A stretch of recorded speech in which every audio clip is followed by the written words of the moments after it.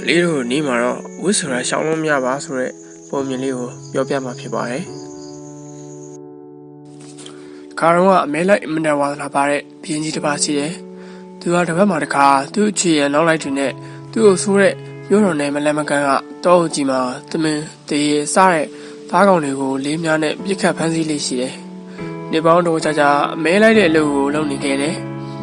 တရက်မှာဘင်းကြီးကအမဲလိုက်မထွက်တော့ဘူးလို့သူမွေးမအခြေအနေကိုပြောလိုက်တယ်ပထမတော့ဘင်းကြီးကနေမကောင်းလို့အမဲလိုက်မထွက်ပဲခဏနားလာလို့ထင်ကြတယ်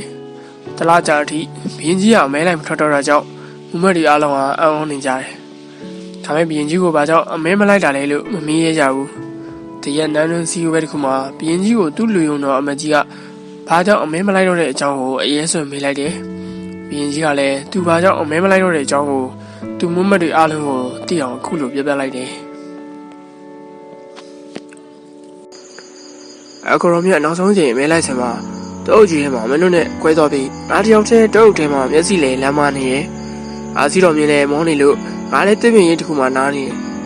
ဒီချိန်မှာတမန်လေးတစ်ကောင်ကကြောက်အားလန့်အားနဲ့အားရှိကနေဖြတ်ပြီးသွားတာကိုမြင်လိုက်ရတယ်သူ့တော့မှတောက်ခွေးတစ်ကောင်လိုက်လာနေလို့ပေါ့တမန်လေးကပြေးရင်းနဲ့မြေတစ်ခုတည်းကိုခေါင်းဆိုင်ထိုးကျသွားတယ်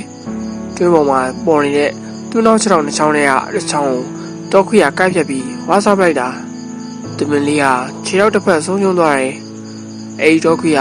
ကြာခင်ရော်တရွာရဲ့အဝင်တစ်ခါးနားကိုရောက်လာလို့ဒါသားတစ်ယောက်ကညီကြီးပေါ်ကကြောင်တုံးကိုကောက်ယူပြီးတောခွေးကိုပေါက်ပလိုက်တာတောခွေးရဲ့ကျွန်တော်တစ်ချောင်းဟာဂိတ်ထိမှန်ပြီးကျိုးသွားတယ်အဲဒီရွာသားလည်းအဲ့ဒီနေရာကနေသူ့အိမ်ပြန်မှာလမ်းပေါ်ကမြင်းတစ်ကောင်ရဲ့အကန်ခံလိုက်ရလို့ပေါင်ကျိုးသွားတယ်အဲ့ဒီမြာလူတွေဝိုင်းလိုက်ကြလို့ကစုံဆိုင်ပြင်းမြေပြင်ကတွဲတစ်ခုတည်းကိုခြေထောက်တစ်ပတ်ကျုံသွားလို့အဲ့ဒီခြေထောက်ကျိုးသွားပြန်တယ်ဒါတွေကိုငါကတော့ကိုရိမြင်လိုက်ရတော့မကောင်းဘူးဆိုတာဝှလိုက်တတ်ပါလားဆိုတာငါနားလည်လိုက်တယ်ငါအမဲလိုက်တာကိုဆက်လုပ်နေရင်ငါလည်းဝှလိမ်မှာပဲဆိုတာကိုသိလိုက်လို့ငါအမဲလိုက်တာကိုရက်ပစ်လိုက်တာပေါ့အဝင်းလေးကဒီမှာမပြီးသေးပါဘူးဆိုတော့ကမေးတဲ့အမကြီးကအခုကျင်းပတဲ့နန်းရင်းစုဝေးပွဲမှာဘီရင်ကြီးကိုလှုပ်ချန်တက်ပြတ်ပြီးအန်တက်ဖို့ကြံရွယ်ထားသူပါသူကစကားပြောပြီးသွားတဲ့ဘီရင်ကြီးကိုတက်ဖို့သူ့သားကိုဆွဲထုတ်ပြီးရှေ့ကိုပြေးထွက်သွားချိန်မှာရှေ့မှာထိုင်နေတဲ့အဆောင်ရဲ့လှန်လှစ်ချွန်နဲ့ထုံးမိတယ်လန်ကသူ့ရင်ဘက်ကိုထုတ်ချင်းဘက်ဝင်သွားလို့အမကြီးလည်းနေရာမှာတွင်ပွဲချင်းပြီးတည်ဆုံသွားတယ်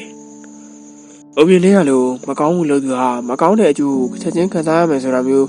အဖြစ်မှာဖြစ်ချင်မှဖြစ်ပါလိမ့်မယ်။ဒါပေမဲ့မကောင်းမှုလို့ရင်မကောင်းတဲ့ဆိုးကျိုးကိုမိုးချခံရမှာတော့သိကြပါရဲ့။ဘယ်လိုလဲဆိုတော့ကသာမသိနိုင်တာပါ။ဒါကြောင့်မို့မကောင်းမှုကိုဝေးဝေးရရှောင်ဖို့လိုပါတယ်ခင်ဗျာ။